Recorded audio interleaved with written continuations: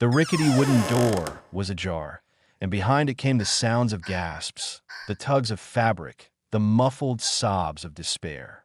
The young man stood frozen in the darkness outside the Lord's porch, his hands clenched so tightly that he was about to crush his old fur cap. Tonight was his wedding night, but not with his wife. By law, that first night did not belong to him. In the dim light of the torch, the silhouette of a guard smirked, glancing at him with false pity, as if to say, "You are not the first, and certainly not the last." Somewhere in this land, in the 13th century, this was normal, not because they accept, but because they have no choice. This is not a Hollywood movie set. This is not the stuff of folklore.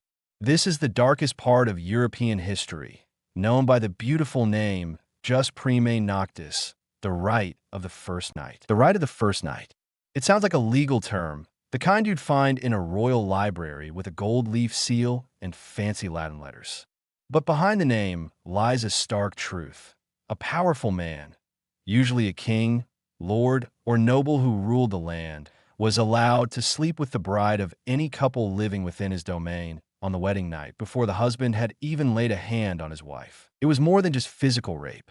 It was the ultimate affront to human dignity, to love, to marriage, the sacred foundations of every society. Yet for centuries, that right was called law. It existed without justification. No one dared to resist. And if anyone resisted, they disappeared. Or worse, they watched the person they loved most torn apart, then were sent back to the fields the next day, as if nothing had happened. That dirty law needs no paper. It is present in the downcast eyes of brides being taken away as the sky turns dark, in the muffled cries of old mothers who dare not look at their daughters, in the silence of an entire community that has no strength to rebel and no more tears to shed. We're talking about Europe, a place that today is painted as civilized, modern, humane. But you will see, beneath that paint is a darkness that has lasted for centuries. And in that darkness, the rite of the first night sprang up, like a beast in the law's clothing. No one knows exactly when it began. Some say it dates back to ancient Rome. Others blame the Carolingian French lords.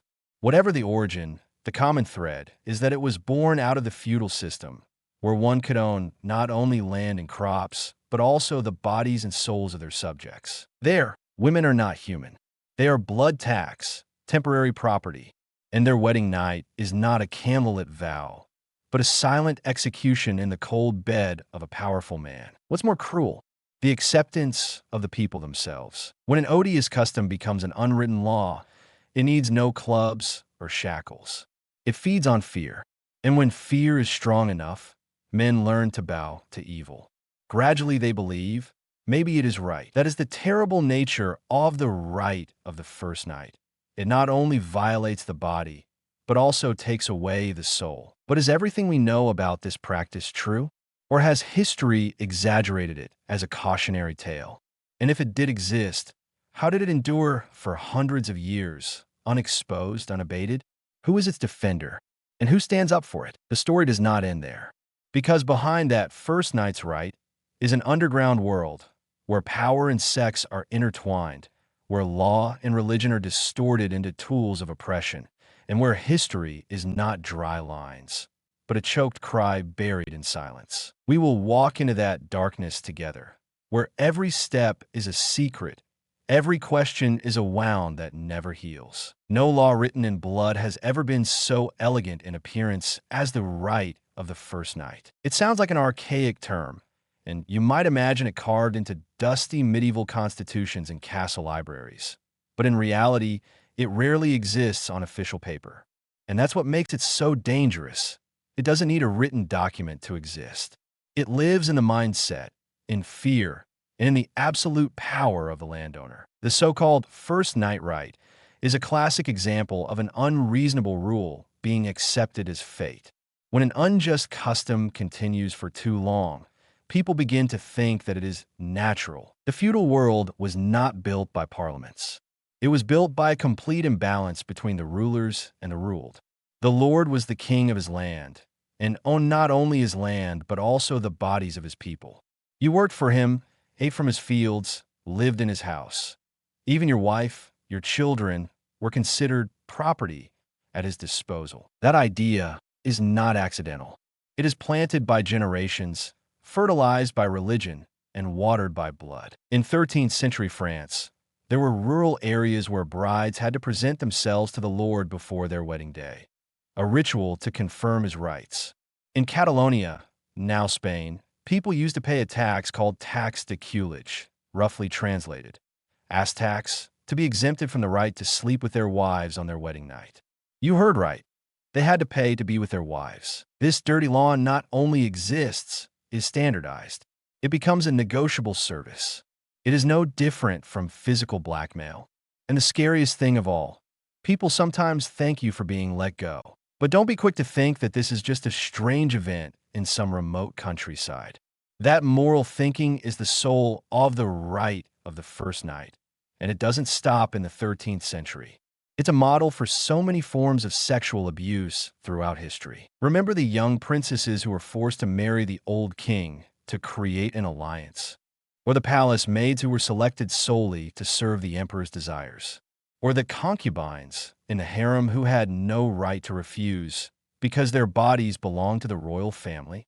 That's not just culture, it's the systematization of appropriation, the legitimization of rape. And the scary thing is, these systems not only exist, they are celebrated. Back to the rite of the first night. Lords had many ways to exercise their rights. Some ordered soldiers to come to the bride's house and take her back to the castle, leaving the groom helpless on his knees. Others organized fake weddings, where the bride was treated as an honored guest but was actually being held prisoner. In some places, the Lord soldiers even had the right to stop any wedding they saw, simply saying, "It has not been reported to him yet." In Scotland, epic Braveheart Mel Gibson's film depicts the protagonist's wife being captured on the first night and killed for resisting. While the film may be hyperbolic, the detail is no accident.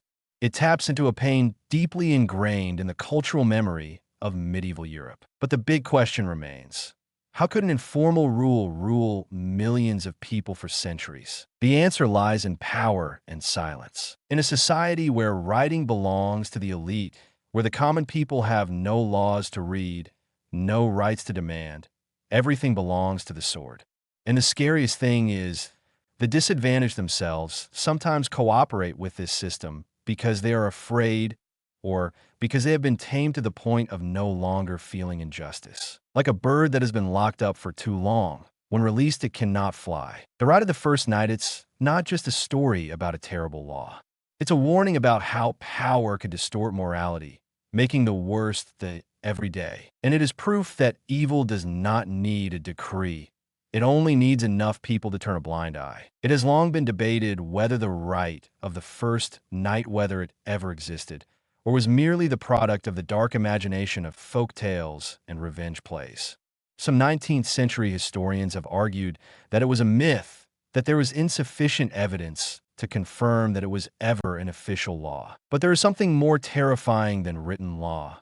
It is the unwritten law that is tacitly recognized by the whole society. When you dig into old historical documents, you'll find that the horror isn't in the words "kings have the right to sleep with their subjects' wives," but in the way people avoid writing it down, because it's too filthy to put on paper, but too common to need explaining. One of the most famous circumstantial evidences comes from Catalonia, modern-day Spain, with a tax called the culage, roughly translated as "but tax." According to tax records from the late 13th century, couples who wanted to retain the right to spend their wedding night together had to pay a sum of money to buy back the night from the Lord. Otherwise, the right belonged to him. No one spells out what happens if you don't pay.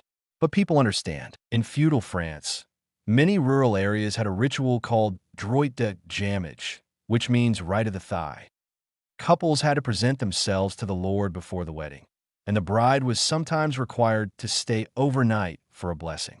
In the personal diaries of some 14th century French nobles, there were even bragging entries about testing the virginity of their brides before her husband was allowed to touch her. Cold confessions without remorse.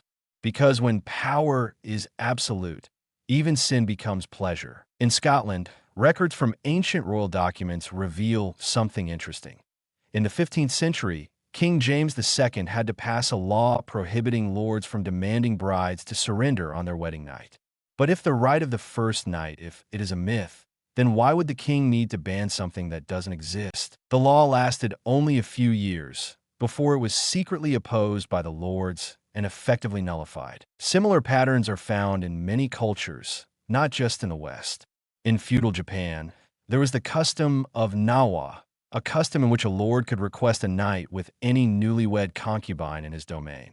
Although there was no specific law, records of nuptial gifts sent to the lord's residence, sometimes including real people, are a detail that cannot be ignored. In ancient China, some regions had a strange custom called presenting a young girl, in which before marriage, the girl had to appear before the local official to examine her character, a euphemism for taking advantage of her body. There is no shortage of private letters, personal diaries, and even folklore that mention brides being taken away as wedding gifts. But there is one thing in common. No one dares to write that they are against it. From farmers, guards, to local officials, all chose to remain silent, or wrote in a sarcastic tone, as if covering up their helplessness with a faint laugh. You don't need formal law to know you're not allowed to resist. Even more alarming are the records from the ecclesiastical courts.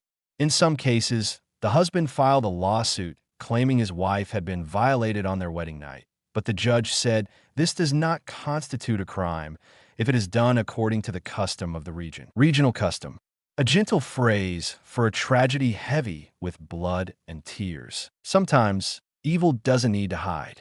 It disguises itself as tradition, stands in the middle of the square, and raises the flag of indigenous culture. There is no shortage of surviving manuscripts from the 15th to 16th centuries describing his prerogative being exercised at royal weddings.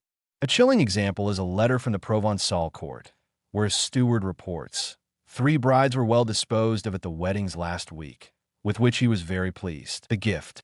The man called the gift. Maybe you still want to believe that the rite of the first night just a rumor. But when there's so many rumors in so many places with so many details that match, then we have to ask, has history tried to forget the truth or just swept it under the carpet? The bride sat by the window, her veil still not yet lowered, her eyes still following a thin streak of cloud drifting by.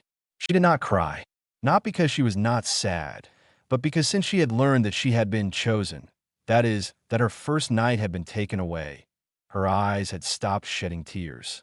No tears were worthy enough for a tragedy that society had deemed normal. She wasn't the first, and she certainly wouldn't be the last. In history, the rite of the first night, those who exercise power often leave few traces. But the victims, they leave behind ghosts, blood-soaked legends, folk songs about the girl who was led away before the moon rose, about the widowed fiancé. They may not have a name, but they exist like a never-ending pain on the collective body of an entire people under rule. The story of Isabeau, a peasant girl from Gascony, France, has been recorded in oral tradition for centuries. When she turned 17, her wedding was held in the little church at the end of the village. While everyone was raising their glasses to toast, the Lord's soldiers arrived, saying he summons you to the castle to give you his blessing on the marriage. No one dared to stop her. She left without looking back. The next morning, she was released, her hair disheveled, her feet bare, her dress torn down one side. The groom never touched her again. They live in the same house, but as strangers. She didn't speak for 10 years, until she drowned herself in the well behind the house. People say she is crazy. But can anyone survive such a society and remain sane? In Scotland, history books also recorded the case of a girl named Ailes, who was taken away by the soldiers of the Earl of Dunbar right at her wedding. The family begged, the villagers pleaded, but no one dared to resist. The husband, a strong blacksmith, sneaked into the castle that night, intending to save his wife.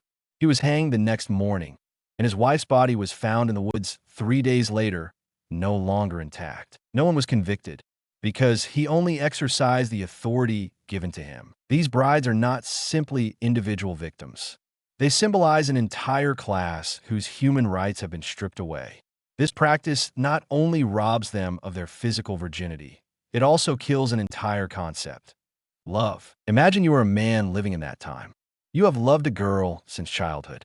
You save every penny, overcome famine, war, and plague to marry her. And then, the big night, you are asked to wait outside the door. No crying, no resistance, no right to be a husband. And then what? You still have to live. Work the fields for the man who slept with your wife. And the child that comes out? Is it yours? It is the root of a society rotten from within, where even bloodline is questioned. From a female perspective, the tragedy is even deeper. Some commit suicide, others suffer lifelong depression. Many are ostracized by their husbands or families as if it were their fault. But no one dares to point the finger at the culprit, because sin wears velvet and rides a gilded horse. In French folk songs, there's still a saying, "I got married, but the first night I wasn't a wife. When I returned the next morning, my heart was already broken into ashes." The song has no writer's name, because the writer's voice was stifled hundreds of years ago. The most painful thing is when the victim is forced to smile. Some accounts even record brides being ordered to meet him in white silk dresses and flower crowns, as if attending a royal banquet.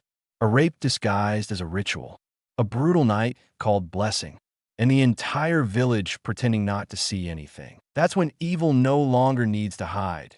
It's cloaked in tradition, culture, and forced consensus. From stories like these, we can clearly understand that the right of the first night is not simply an old law.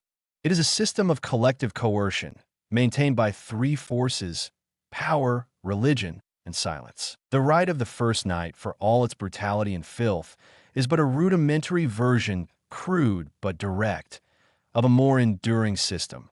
Organized sexual power, nurtured by status, fear, and absolute obedience. If the first night's power is a fire that burns each individual, then what comes next is a furnace of collective flesh. And worse, it is called by fancy names: palace maid, concubine, geisha, harem girl, religious dancer, royal artist. But in fact, it is sexual slavery in a cultural guise. Let's start with a place everyone has heard of: the Chinese harem. Hundreds, even thousands of young women were selected to enter the palace just to serve the emperor. In name, they were unmarried girls honored to enter the palace. But in reality, they were completely isolated from the outside world, strictly monitored, and had no right to refuse the emperor if called to attend the bed. If the right of the first night, if you take away a night, the harem system takes away a lifetime. Worse, when they get old or fall out of favor, many are sent to temples, where they live as dead people. No love, no family, no freedom, and no way out. Moving on to the Ottoman Empire, the powerful Muslim Turkish Empire, where the harem was not only a symbol of luxury, but also a silent prison for young girls kidnapped from Europe, the Middle East, and Africa. They were recruited to the palace as gifts, trained to seduce, obey, and beautify the eyes of an emperor they had never met. Sometimes being chosen was the scariest thing. If they displeased the king, they could be punished horribly. A wrong glance could mean a death sentence. In Japan, the image of geisha is often romanticized, but behind the white masks, ornate kimonos, and serene smiles, many geisha are essentially high-class sex slaves for the upper class. They have no choice in their profession, no time off, and no way to refuse customers. Many girls as young as 11 to 13 years old were sold into tea houses, taught to dance, learn to play musical instruments, learn to be silent, learn not to say no. The rite of the first night only lasted one night, but the status of a geisha was a prison sentence of many years. What about Europe after the Middle Ages? Legal progress does not eliminate the lust for power. It only makes it more subtle. Instead of demanding to sleep with the bride, kings, marquises, and bishops simply held choosings of dancing girls, where any girl summoned to her private chamber would know she could not refuse. It was an age when lust was tied to ritual, abuse was disguised as art, and coercion was rewritten as favor. Even at the French Palace of Versailles, the center of 17th century Europe's splendor, French kings like Louis XV maintained a system called parquet aux serfs, deer gardens, where dozens of young women were sent to live in isolation, just waiting their turn to be summoned to the king's bedroom. No law forbids it. Because the king is the law. See anything familiar? From the right of the first night from the harem, from European landlords to Asian kings, from churches to palaces, wherever absolute power reigned, a system of control over women's bodies was born. No notes needed, no text needed, just organized silence. And the most worrying thing? That mechanism still exists, albeit in a different form. Today, there are officials who demand sex for contracts. There are young stars who are forced to entertain guests in exchange for roles. There are female employees who are forced to serve drinks as part of corporate culture. The rapes still happen. Only now, they take place in hotels, studios, or behind soundproof glass doors. The shadow of the right of the first night never disappeared. It just wore a suit, carried a business card, and spoke in a softer voice. In any society, when people lose their support, they turn to religion and law as two sacred pillars for protection. But what could be more cruel than those two pillars being silent? When the right of the first night raging for centuries in Europe, people wondered, where is the church? And why did the law turn its back? Let's start with the medieval Catholic Church, which was once considered the voice of God on earth. The church is not only a place to bless and perform wedding ceremonies, but also an authority that has the right to judge the morality, ethics, and behavior of society. So why, when they know that the lords are using their power to take over the bodies of women who have just gone through the sacred wedding ceremony performed by the church, do they remain silent? The answer lies in power and compromise. In many parts of France, Italy, and Germany, priests knew the story well, the right of the first night. Some are even accused of participating. In 14th century church court records, there are isolated complaints from villagers about priests asking for physical favors before conferring marriages. But instead of being convicted, most of these priests were transferred to other regions. No one lost their jobs. No one was punished. Because when a system of power finds itself benefiting from cover-up, it doesn't punish crime. It moves it somewhere else. The law is no better. In feudal society, the law was not made to protect individuals. It was made to protect property, order, and the ruling class. When the king, lord, or bishop were the lawmakers, there could be no law against them. The ancient law codes of Normandy, France, and Aragon, Spain, both recorded laws allowing nobles to test the chastity of newlywed brides. A euphemism for legalized rape. The law does not protect women. It protects the rights of those who have land, armies, and a voice in parliament. Even when there are attempts at change, they are quickly quashed. In 15th century England, a group of villagers in Lancashire signed a petition to the royal court, demanding that the custom of lords sleeping with their brides be abolished. The petition was returned without review.